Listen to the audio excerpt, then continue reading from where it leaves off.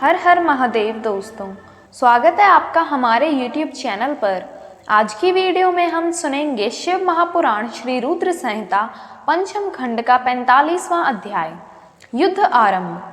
संत कुमार जी बोले, हे व्यास जी, जब इस प्रकार अंधक ने उन तीनों मंत्रियों ने वहां आकर अंधक को सब बताया, तब क्रोधित होकर वह स्वयं वहां जाने को आतुर हो गया।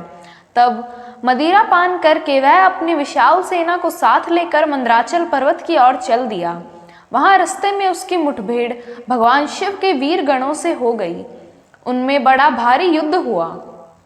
शिव गणों ने दैत्य सेना को मार मार कर वहां से भगा दिया। वीर बलशाली दैत्य विरोचन, बलि, बाणासुर, शस्त्रबाहु आदि बड़ी दृढ़ता से लड़े, परंतु शिव गणों ने उन्हें वहां से खदेड़ दिया। उस समय वहां की धरती रक्त से लाल हो गई। जब असुरों की सेना ने देखा कि वे किसी भी प्रकार से शिवजी के गणों को नहीं हरा पाएंगे, तब वे स्वतः ही वहां से लौट आए।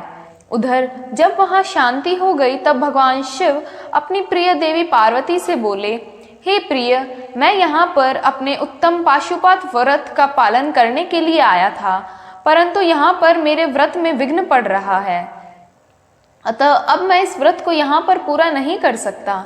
इस प्रकार इस व्रत को पूरा करने के लिए मुझे पुनः किसी अन्य निर्जन स्थान पर जाना पड़ेगा।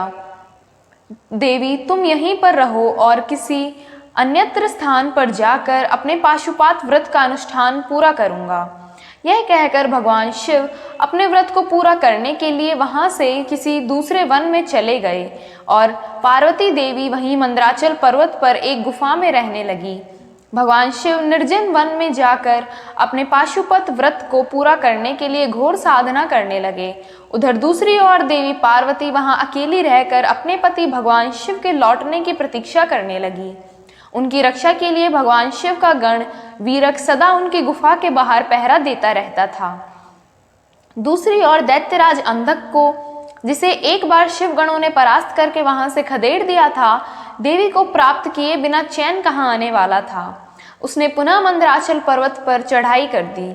जैसे ही अंधक और उसकी दानव सेना पर्वत पर पहुंची, वीरक ने उनसे युद्ध करना आरंभ कर दिया। महाबली वीरक बड़ी वीरता से उन दैत्यों से युद्ध करता रहा और उन्हें हराता रहा। उनके बीच भयानक अस्त्र शस्त्रों का प्रयोग होता रहा।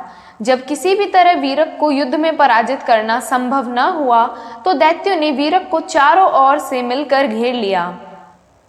जब गुफा के अंदर बैठी देवी पार्वती को यह ज्ञात हुआ कि उनका प्रिय रक्षक चारों ओर से दानवों से घिर चुका है, तो उन्होंने अलौकिक रीति से ब्रह्मा, विष्णु और देवताओं का मन में स्मरण किया।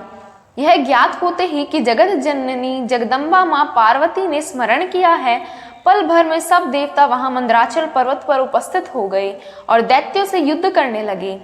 जब वीरक ने देखा कि अब वह अकेला नहीं है, उसके साथ पूरी देव सेना खड़ी है, तो वह हर्षित मन से पुनः युद्ध में लग गया और तब उसका जोश देखते ही बनता था।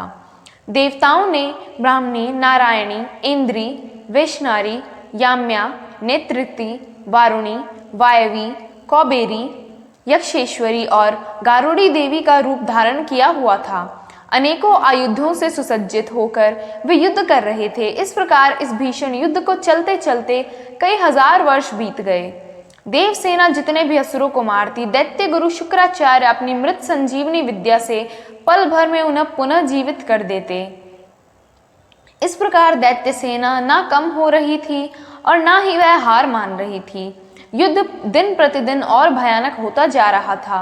भगवान शिव भी अपना पाशुपात व्रत पूरा करके वहां मंदराचल पर्वत पर वापस आ गए। ओम नमः शिवाय।